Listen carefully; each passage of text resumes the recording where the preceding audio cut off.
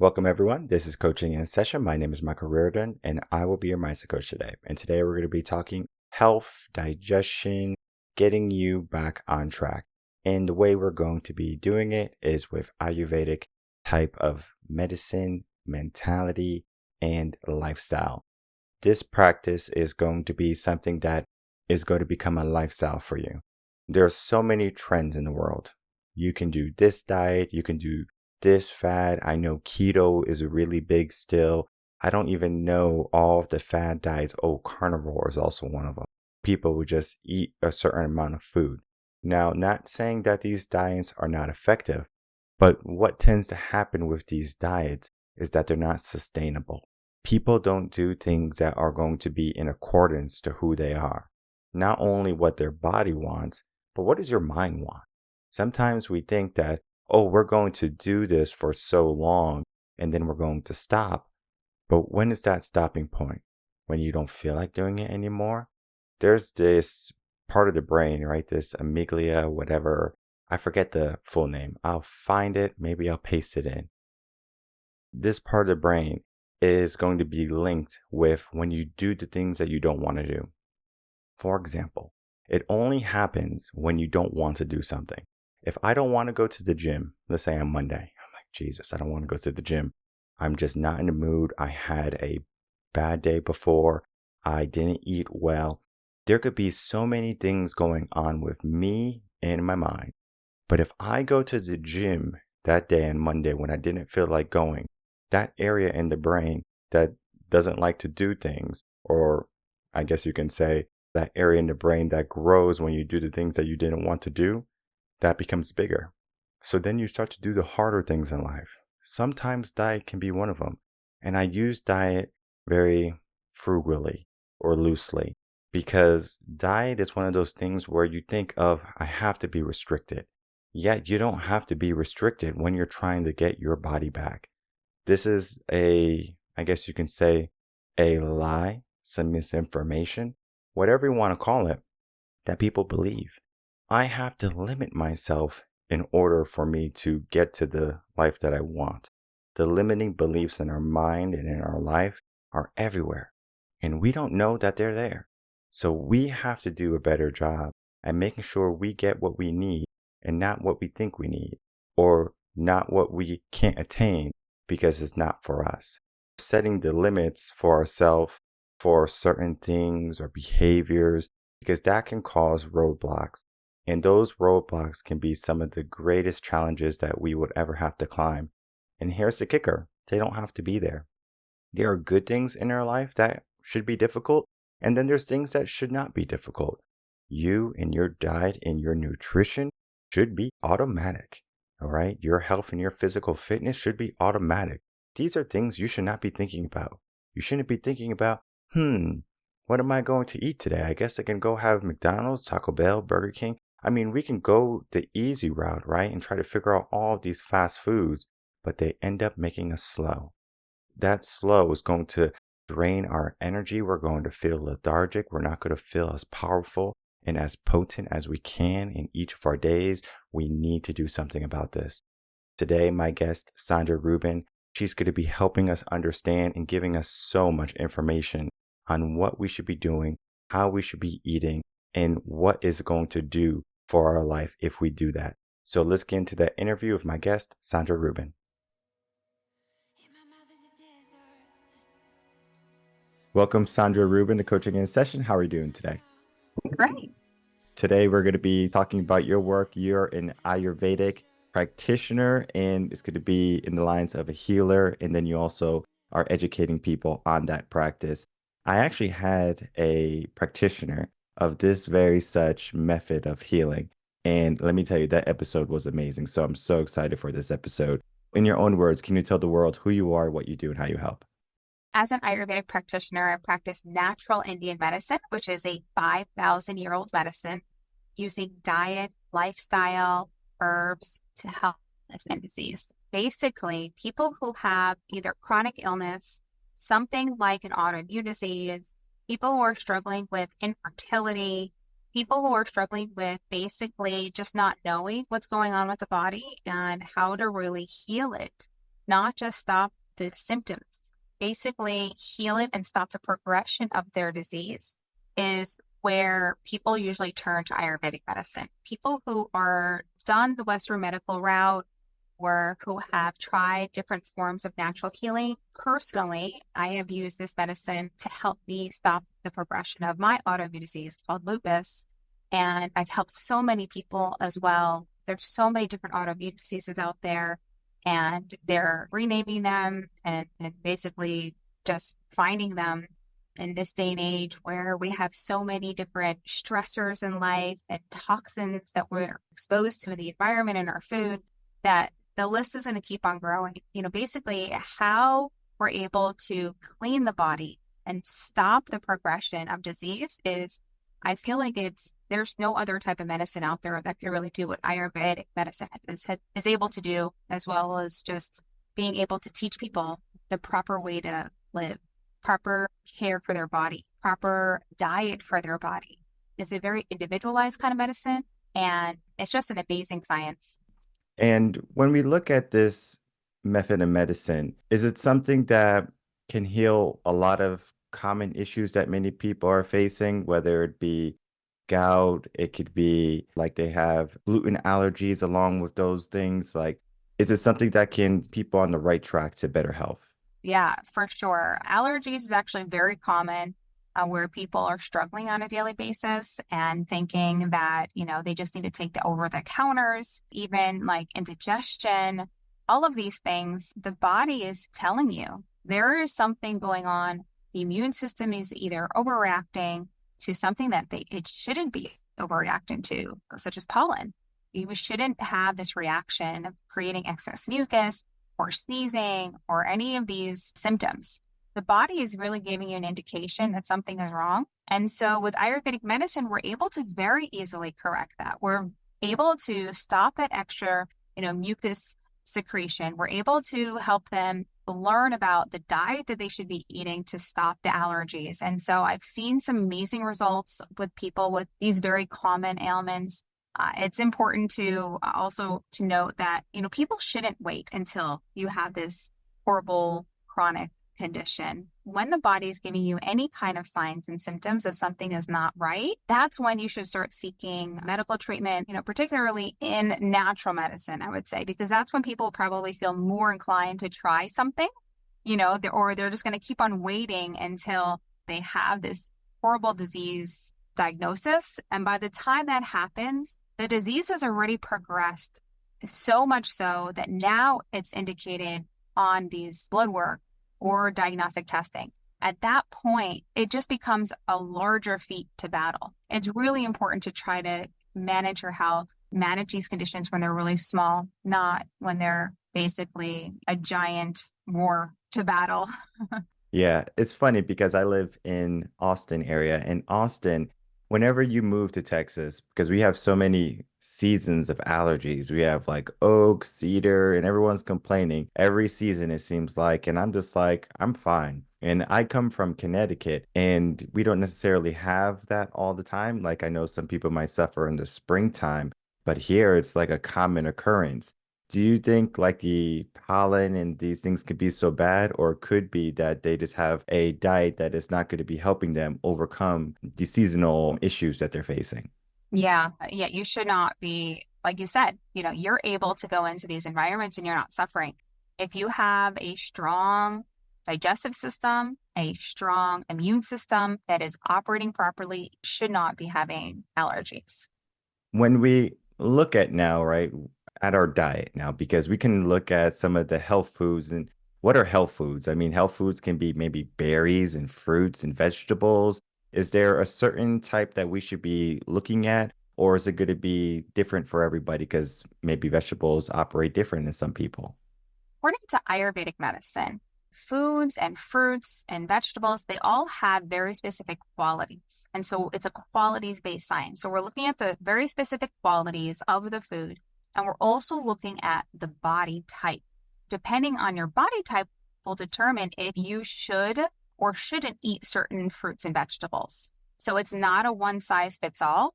It's not like salads are healthy. You should be eating salads for lunch every single day or dinner every single day. It's actually contraindicated from an Ayurvedic perspective to eat salads on a daily basis, which is completely unheard of from a Western medical perspective. People are like, oh, we should eat salads. They're healthy. But the actual quality of salads are cold and light and raw. People who have a very specific body type, maybe we consider them a Vata body type. People who are thin, who experience anxiety, stress, may tend to have dry, brittle hair. People who just tend to kind of get overwhelmed easily. Those body types actually shouldn't eat salads on a daily basis because it's just going to increase the anxiety in their body. It's going to increase the overwhelm, the inability to fall asleep. And a lot of the times, you tell someone like that who may be suffering, they're going to be like, oh, no way. I can't not eat salads every day. And sure enough, once I pull that out of their diet, they're starting to feel better. They're starting to feel more grounded and they're able to sleep. I'm not just saying salads, but that's just an example, of how I'm able to change their diet and say, this is, in particular, it's not good for your body type and your specific condition and symptoms. Each food and each type of food, we would say, is individualized for clients. Someone who has Pitta body type, that's the fire and water principle in the body that's responsible for digestion. Their body type might be a little bit more, I want to say, aggressive, argumentative, go-getters. Those people are highly ambitious. You'll see like the doctors, the lawyers, all of those really high, intense jobs. Those are the people that generally try to go for them. They're going to lean more towards indigestion, hyperacidity, high blood pressure, all of those kinds of diseases that disturb the blood. Specific fruits that they should be avoiding are things that could be a little bit more acidic, like the citrus fruits, oranges, lemons, limes, pineapple. All of those foods I would be pulling from their diet, even strawberries. And the last one would be kapha. So kapha is the earth and water principle in the body, and it's responsible for structure and stability. And those body types tend to be a little bit heavier, a little bit more easygoing type of personalities, but they tend towards laziness. And they generally have a good immune system and a really good, strong digestion. But for them, some fruits and vegetables that they can actually have salads. They can have salads pretty regularly and raw vegetables pretty regularly, and they would be fine. I would be really aware of like the heavier foods like bananas and avocados or the unctuous kind of qualities. I might pull that from their diet if they're showing signs of a little bit too much excess kapha in their body, where maybe they are having the sneezing and the mucousy kind of symptoms, because that would just increase that quality in their body. I hope that answered your question. Yeah, and beyond, because now I have a new question. We have all these body types, right? Like, are these body types like given to a person, like maybe by genes, like, mom and dad come together and they make this Vata baby? Or is it more of, our upbringing and who we become and we eventually fall into this body type? And if that's the case, can we change our body type? Yeah. So we are born with this body type. Yes, passed down from our parents. We consider that the Prakriti, that's your body type. What happens throughout life is that sometimes there is disturbances in our body type, which is called Vikruti. That's what happens when we are either exposed to certain stressors in life or exposed to certain diets that then disturb original body type and now becomes diseased or dysfunctional. Ideally, we want to continue to support our main body type. And so that is how we will be able to maintain our health. And no, we can't change it. It is who we are. The best thing that we could do is just continue to eat in a way that is mindful for our body type. You know how like sometimes we might really like something like cake or ice cream, like it's so good, but it's not good for us, but it's good for the soul. So I guess that's good enough. We might have these foods, like pineapples might not be one of the foods you can eat because it just doesn't agree with your body type. Or as you said, bananas or avocados for the latter, right? Those fruits can be something that people enjoy. Like they're like, oh my God, I love these, but they're not necessarily good for me. Moderation might be key there, but is it something that they should be avoiding on a consistent basis, like one time a week or not at all? So it just depends. If they are experiencing a symptom related to eating that food, I would say you should try to avoid that as much as possible. Sometimes, people, they love, right, that specific food and they can't avoid it. That's a little bit more challenging, right? That's the concept of you knowing the difference between right and wrong, and you're still choosing to do the wrong thing. And that becomes a little bit more challenging to manage. So that's where I would say, okay, try to just reduce it as much as possible, using your own body as the gauge and understanding, even though it says on the paper, you shouldn't eat this. If you're not experiencing any symptoms, yes, go ahead and enjoy it in moderation, like you said. But if you do experience the symptoms, avoid it. There's certain tribes and there's certain people who are crazy. And I say that with a light heart because there's a man who he handled snakes and venomous snakes to be at that. And he would keep getting bit by these snakes. And eventually he developed antibodies for all of these different types of venoms. One time he got bit really good by, this very venomous snake. And, luckily for him, his body just was so used to getting bit that he can come up with the antibodies. And when he went to the hospital, I think they had to use less vials of antibody or something, or antivenom. And it's just interesting how the body can adapt.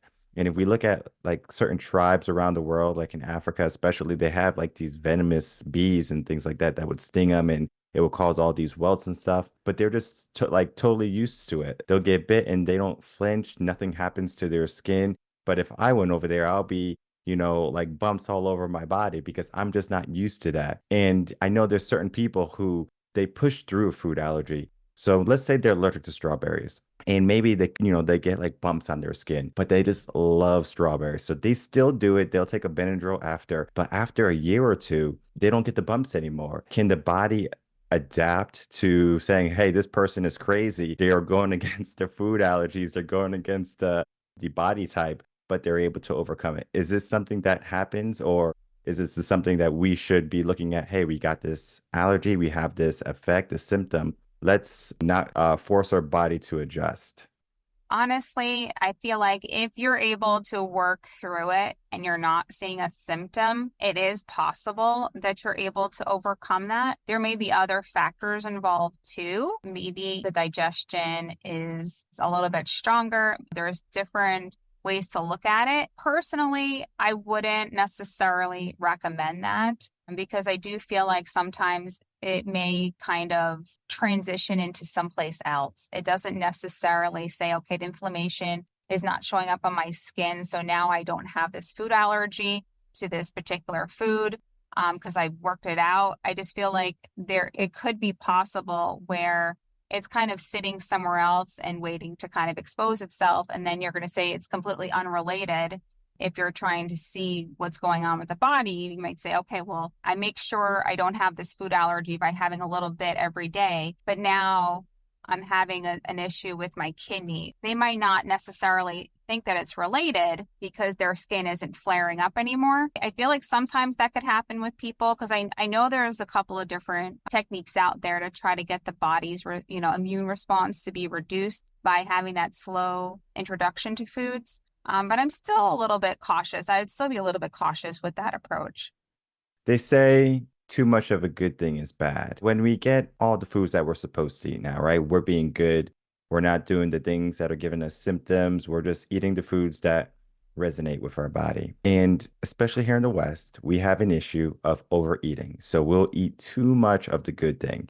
And this is not even talking about the cakes and ice cream anymore. I'm talking about like you can overeat your fruits. You can overeat salads because we love putting salad dressings on our salad too. So just depending on what type of body type you are, do you find that people will, even if they know all their good foods, will they tend to overeat, or will their body know like, hey, this is the food for me and it's the right fit once I get to the right level? Or do we have to give some consciousness to that? Of course, you want to use the rule of thumb of eating till you're 80% full and then basically allowing the body to cook what we've just put in there and not boil over. So it's the same concept of like cooking rice in a pot, right? You put your rice in there, you put your water in, but you don't fill it all the way to the top, right? Because if you do, it's just going to boil over. So that's the same thing what happens in the body. So we have to basically train ourselves to say, okay, if we are not if we're full, you want to eat until you're satisfied, but not full, because then you're not leaving room for the cooking process to happen. And that boil over effect is basically undigested food creating toxins in the body. And that's where we'll start to see either, disease start to prop up, whether it's indigestion or other types of diseases. It doesn't just have to be indigestion or hyperacidity. I think that's a really good rule of thumb. And that's what I tell my clients as well, so that they have a gauge, because everyone eats different amounts of food. Just learning to listen to your body and eating until you're satisfied, not full. What if someone was maybe trying to lose some weight, because they say that the stomach expands, and if it expands enough, think of it as a rubber band. A rubber band might be very small, and if you keep on expanding it and, like pulling, eventually it's going to be a little bit longer than it initially was. People are going to have a little bit more room, so that 80% might be more than what they truly need. Maybe their maintenance calories, let's call it that. And we call it something different if you would like. But that right there is going to be, well, we're at 80%. Our goal is to maybe thin down a little bit. Is that 80% rule going to cover all the bases, especially like if we're trying to live a healthy life, and then if we're trying to maintain or lose weight?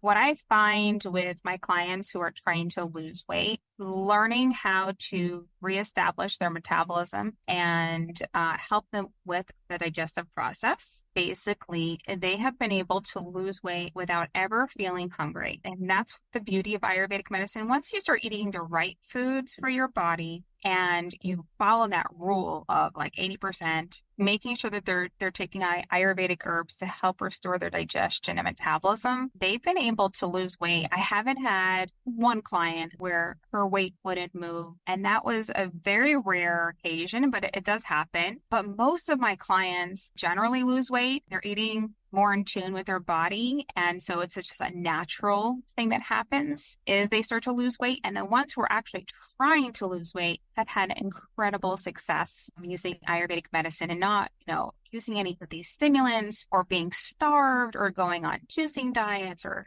all the typical stuff that Western medicine has kind of promoted. All of these chemical pharmaceuticals where we don't know the long-term side effects of these medications. It's just crazy what people are doing to lose weight. But meanwhile, the one thing that they aren't doing is really reestablishing the digestion and the metabolism. And Ayurvedic medicine is really able to do that for them very naturally and very easily. When we look at the metabolism, especially, sometimes our metabolism slows down as we get older. We get less of the things we need. In the morning, we'll have a bagel, a muffin, a coffee, and then we're off to work. For lunch, we'll have maybe some type of sandwich or something quick, right? Because we're just always on the go, right? We're very busy.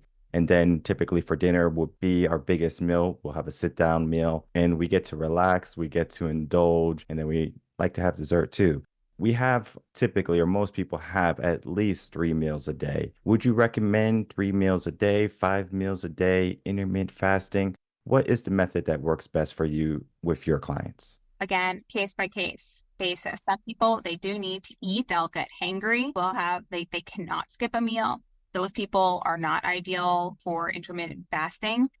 People who are eating on the go, that's really not ideal. That is something that should happen on occasion. And that's what I really try to educate my clients on, because it's like trying to multitask, right? Something is not going to be perfect, right? There's going to be, yes, you can get it both done, but it's not in an ideal situation because you could basically miss something or you can get something dirty. And that's what's happening when you multitask when you're eating. Like the body really needs to be in that rest state and focus on eating the food, digesting the food, and providing that nutrients to the body. And when we're put in a rushed state, it skips a step in that process, that digestive process. And that will enable illness to form because basically it turns into undigested food because it had to skip a step. It didn't get fully digested. And so what happens is that some of the body tissues aren't able to absorb that food entirely. And it turns into a waste product, which accumulates in the body and then eventually can lead to disease. It is really important to have that rest and digest part of your day. So if there's a day of the week that can happen, it's fine, but don't make that into like a regular occurrence. And yeah, so I know, especially American style, the evening meal tends to be the biggest. What I do like to encourage is people to try to eat protein in the morning because then the chances of you desiring an exorbitant amount of sweets reduces in the evening. Okay, so that's something that I would just try to throw that out there. Try to make something where you're having, even if it's nuts and seeds with your morning porridge, or even if it's eggs, something where obviously you're cooking it fresh and you're providing yourself with good nutrients in the morning, really helps to set the tone for the day. And trying not to eat, the processed foods on the go, especially in the morning. And then as far as like the evening meal, keeping that rule of 80% full, trying to keep that as, your guiding light. I feel like you could definitely impact your overall digestion and not putting too much on the digestive system for the late evening, trying to get into bed and not having that full stomach. You want to eat at least, 2 hours before bed to give yourself some time to digest the food. What's your opinion on protein shakes? I know they're a huge popular item. You go to these big box stores, you go to anywhere, they're like at the front of the store. You need some Ensure, you need some Boost or whatever product they're called at your store facility, they're right there. And they're labeled as health foods or drinks or whatever. So they're like, oh, it must be healthy. And then so some are good, some are bad. But what's your opinion on protein shakes? I'm not a huge fan. I do find that it is for people who are not able to really focus on their health because they're not able to prepare fresh food for themselves. So then they think that drinking these protein drinks are a way that they're becoming healthy, but in fact, they're not. A lot of the times I do see a correlation with these drinks, with certain kinds of skin conditions, with certain kind of kidney diseases. I can't say for sure, but I will say that that's the first thing that I pull out of my clients' diets if I notice that that's something that they're eating on a daily basis or drinking on a daily basis, because I've seen so much of a correlation that I just prefer to just not even have that as something that they are using on a daily basis that is a factor in maintaining their health. Not a huge fan. And it's so interesting how things can get labeled as diet food or diet drinks, and it seems like that's the way to go. And then maybe someone was successful in doing that because I'm not sure if you have heard of the craze this a couple years ago now, or maybe 10 years ago, a decade ago, where people were doing all these juice cleanses. And not saying that juice is wrong, but people will do this cleanse or they'll do a certain diet or they'll have a certain type of food that work for somebody and then there's like, oh, I'll do it too. And it doesn't work for them. Do you think that the world that we're living in, diet and nutrition, there's a bunch of misinformation going around? Oh, for sure. I had a client that came to me and he was with his wife for 20 years. She was juicing. He was on a vegetarian diet and he was juicing every day. And the wife was doing great. She's just like, she's vibrant, she's happy, she's healthy.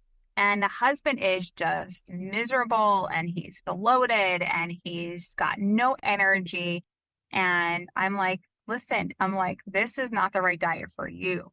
Not everybody can juice. People who have very specific body types, that is the worst thing you could do to them is to have them do this bad, healthy juice diet. And some people know right away. They'll juice and they'll say, I feel horrible. I'm like completely weak and bloated. And there's nothing that this is doing for me besides making me worse. And it's because you shouldn't be doing it. I took him off of that juicing diet that she had him on for over 20 years. And he immediately started getting stronger, feeling amazing. And she's like, I've just never seen my husband like this in 20 years. Diet can play a huge part in how your overall health is.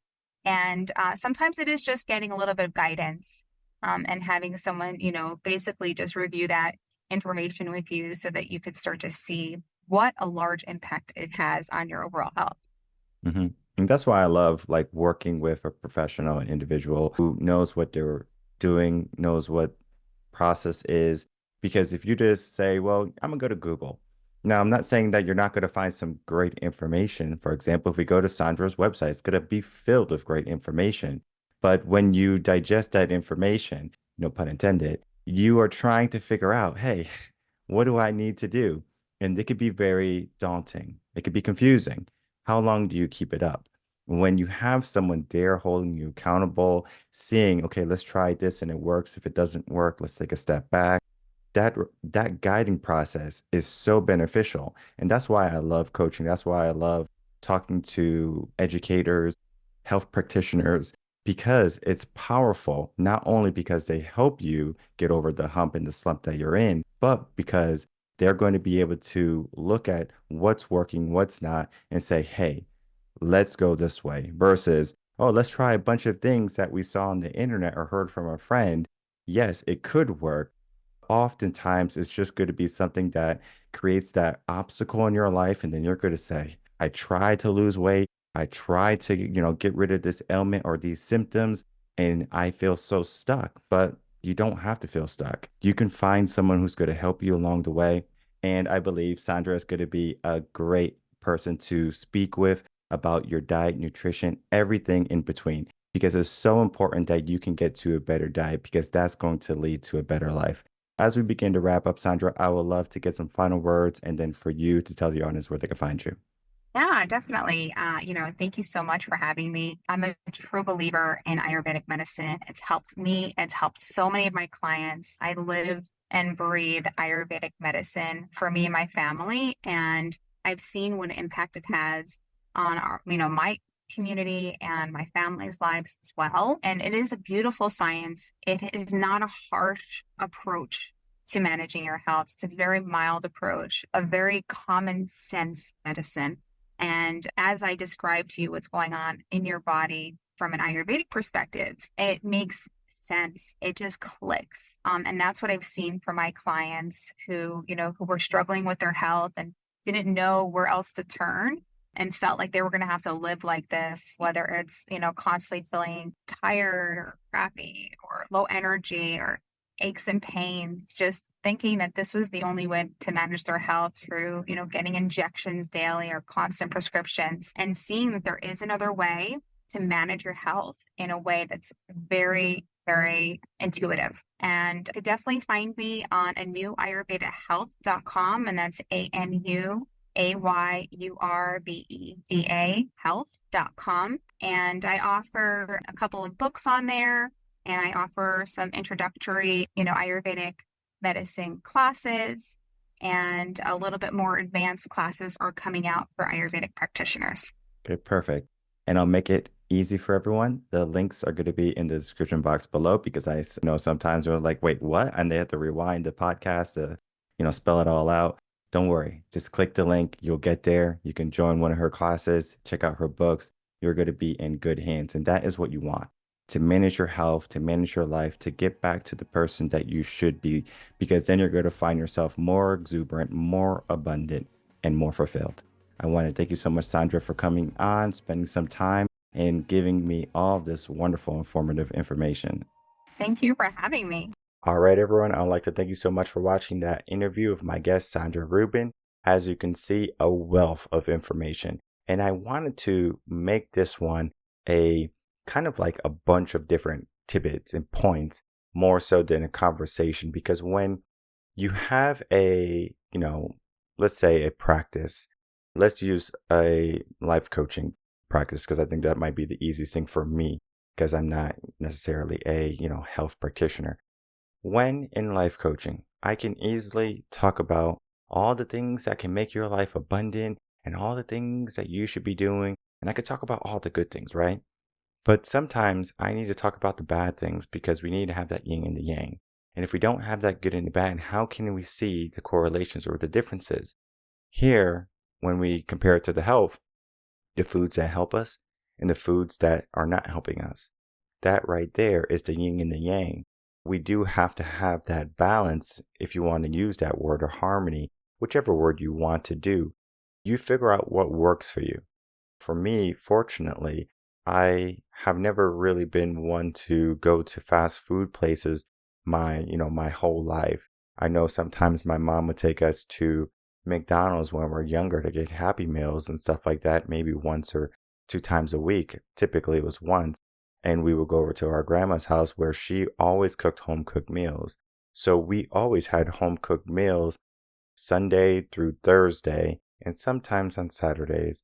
Fridays was always a pizza day. I don't know why. I don't know if this is Puerto Rican culture or whatever, but on Fridays we didn't cook, and on Fridays we got pizza. So it was a nice little thing to do every single Friday where you have a pizza party. Now, I mean, I don't even necessarily have pizza that often. It could be that I'm in Texas. In Texas, we don't really have good pizza. I know some people are like, oh, we do have good pizza. You just are not going to the right places. Listen, I've been to those right places and the pizza is okay. If you want good pizza, you go to where I'm from, Connecticut, you're going to get great pizza. But this is a podcast talking about health, not trying to get you fat on pizza. I want you to realize that in order to get the energy, the body type, the mindset that you need, health and fitness are going to be an essential aspect that you have to begin to focus on. We can go to Google. We can listen and read all of the material that we need to read. But if you want to make true changes in your life, you need to have someone along the way guiding you, pushing you, showing you the processes, because the blind spots that we have, we might not necessarily know. People who are struggling with weight, you need to see someone. You need to talk to somebody. All right. It is not a hard thing. You have to figure out what works for you. And if you think, oh, I'm going to read an article that worked for them, that worked for their clients, what works for you is going to work for you. My mindset coaching, for example, it works for them. How I speak to people, it works for them. Some people, they need a sugary type of method where it's very loving and very caring and very affectionate. And some people need a kick in the butt. And it's very harsh. I guess you can say abrupt. But it works for them. And they understand it's coming from love. I can't use that same type of sharpness for the people who need that gentle aspect. Our body is the same. Our body might need something that's different than what we're giving it or what other people are telling us. We need to look at the bigger picture, the entirety of who you are, who you have become.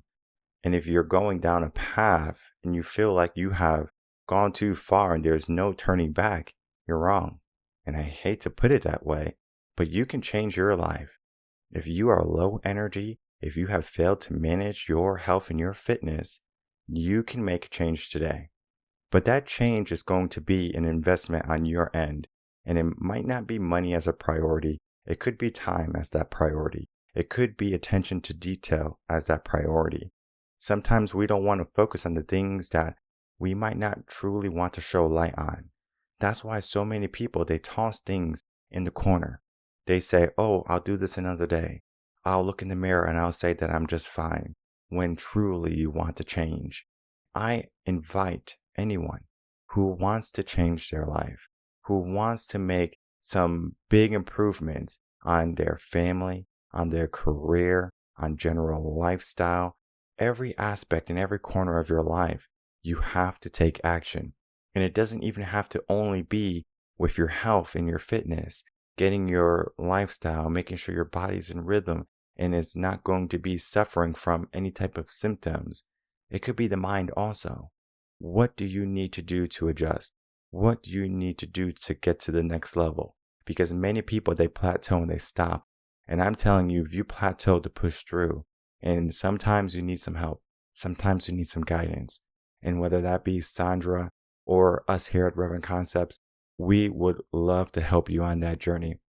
It is so important that you realize that you have people that want to be your cheerleaders, that want to be in your corner, that want to see you win. It's something that you're not going to generally get just going out in the world. Well, I hope my friends support me. I hope my family supports me. I'm not saying that they don't. I'm not saying that they won't. But you could be one of those individuals that need an outside support of a mentor, a coach, a guide, a healer, an educator, someone who's going to be there to hold you accountable and to make sure that all of your blind spots are covered. We want you to win at life. We want you to have the most exuberant and the most fulfilled, meaningful life that's possible. But it begins with you. It begins with you taking action. It begins with you realizing what you would like to change and then putting in the effort for that change to happen. It might not be an easy process, but when you do that thing, the thing that you didn't want to do, that area in your brain that I forgot the name of right now, gets bigger and you get stronger. Your life becomes more filled with the goodnesses that you want. And I want to see that for you. And I hope that you want to see it for you too. Like I said, the links are going to be in the description box below. Check them out. Learn more about how you can change your life today. My name is Michael Rearden. I'm a mindset coach. If you have any questions, email me coachinginsession@gmail.com. And I will see everyone on the next episode of Coaching in Session. Until then, everyone take care.